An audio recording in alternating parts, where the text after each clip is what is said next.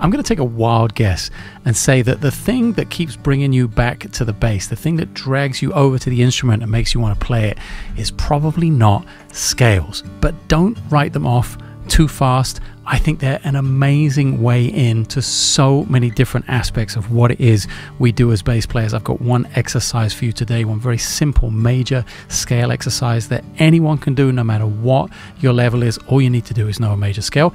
It's the very first exercise in my book, All the Better Stuff. Signed physical copies are available. They're linked below in the description of this video. You can also get the book at Amazon. You can get it at my website. It comes with videos, comes with play-ons, comes with a whole bunch of stuff.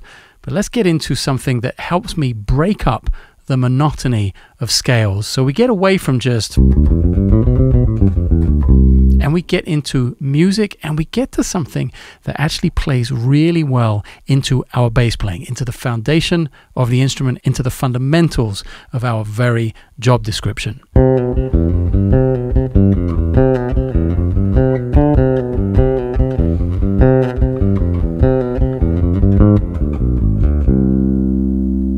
That's it in all its glory. I'll play it a little slower. We're starting in the key of C.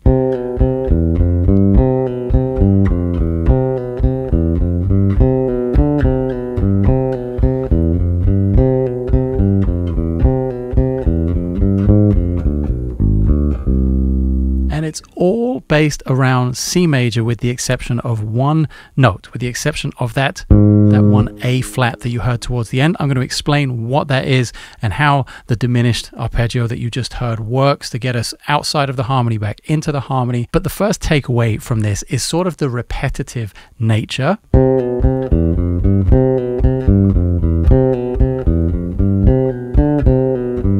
And the fact that it's sort of developing. We're keeping eighth notes consistent throughout the exercise. We're in 3/4 as opposed to a lot of stuff that we work on which is in 4/4. So already we're getting away from just practicing scales, from the boring, the monotonous.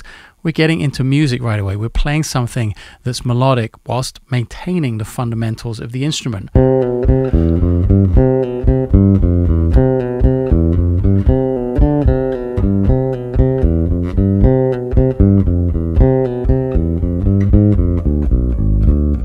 Even get away to what I think of as G7 flat 9, our 5 chord with a flat 9, our G7 with an A flat.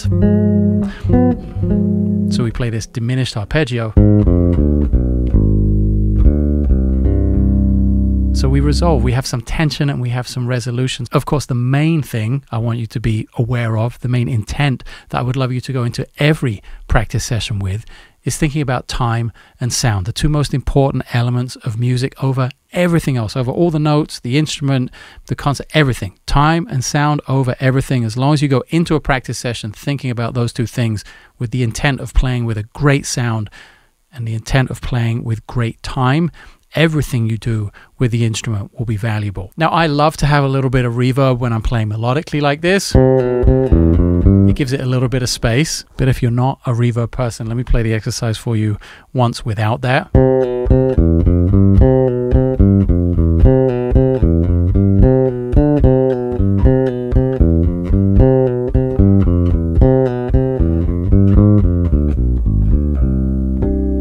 Total natural sound of the instrument, nowhere to hide. You know, the reverb can be a little bit of a crutch. It's a bit more space. Maybe you have to be slightly less accurate and you can get away with more when you wash things out with reverb or delay.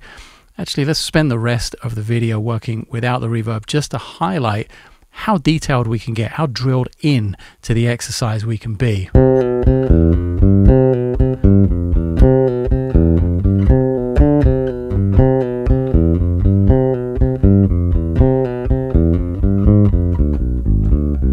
Notice how many times I'm playing it over and over. I want to get this sound in your head. Of course, I'm talking between examples of the exercise, but slowly but surely, I want that sound to be seeping into your head. So when I say, okay, we're going to go up a fourth, we're going to go through the cycle of fourths, we're going to play this in all 12 keys. If you've played it enough and you've heard it enough right now, you're going to have a little bit more of a concept of, oh, I can move that entire shape up a fourth, same fingering,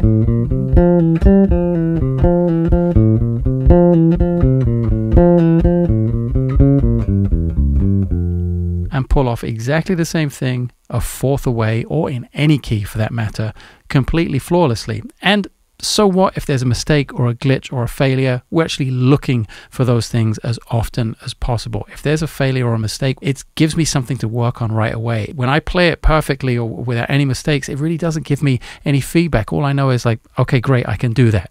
But it doesn't give me a road or a path to walk down to search for an answer. And it's when I'm searching for those answers, it's when I'm trying to remedy a mistake that I'm learning the most, and I'm learning quite often something new. Let's play up another fourth to B flat. We're getting higher up in the instrument, above the 12th fret here.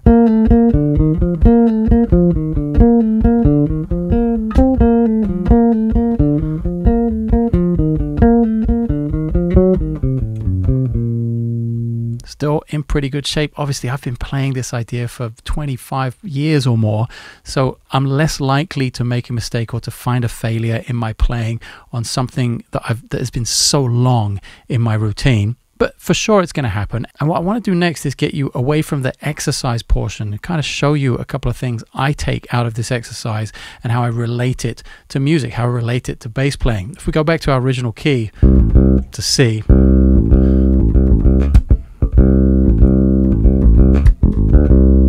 and we start to pick a tempo, to pick a groove, and really function as a bass player, what I want to work on is taking that last diminished arpeggio and working it into my bass line as a way to create tension and then to resolve.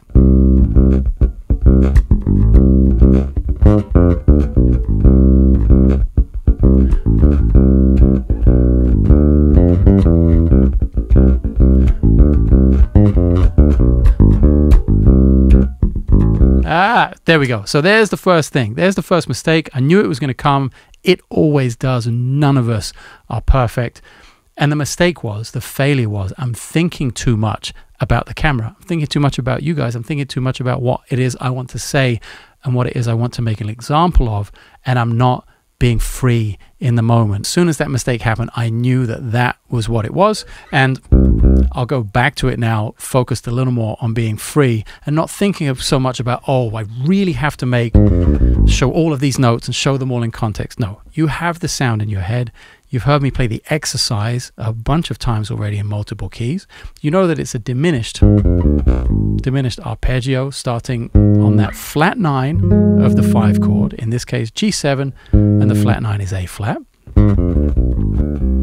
And you have all the notes, A flat, F, D, B natural, A flat, and we go back up to the D and resolve to the 1. So you know theoretically, you know, the analytics of it. That's where I'm coming from. That's what I'm using to create the tension. And you know where I'm going from. I'm going back to the 1.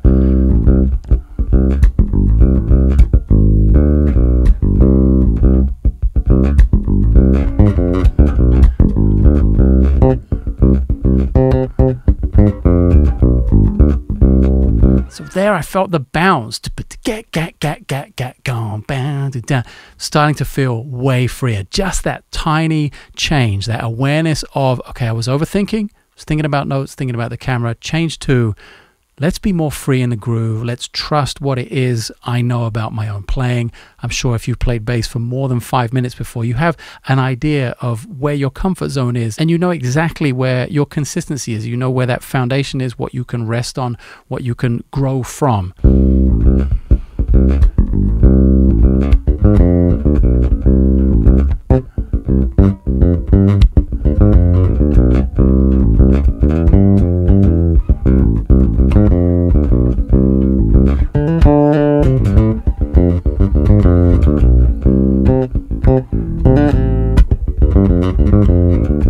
Now I'm throwing all kinds of other things in the groove and in those first kind of 3 bars of the 4-bar phrase, but I'm making sure I go back to every single time. That's discipline. That's what I call restrictive practice. I'm pretty sure I didn't invent that phrase or that term, but that's what it is. I'm restricting myself to the same lick in the same place.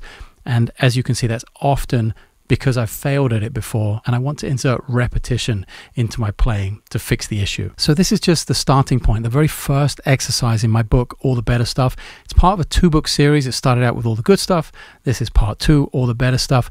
And it expands upon these ideas, taking things that you might think, boring, mundane, I've done scales before, I don't want to do scales anymore. It, at least to me, makes them way more interesting, melodic and musical. And then as you can see, there's a very clear path to relating all of that information to what we do as bass players. And at the end of the day, we become better musicians for it. We become better bass players, we become better musicians, and most importantly, we have just way more fun because of the confidence we have every time we pick up the instrument. So I really appreciate you spending some of your incredibly precious time with me talking about music, learning about the bass. Don't forget, the books are linked below in the description of the video, and I'll see you all again soon.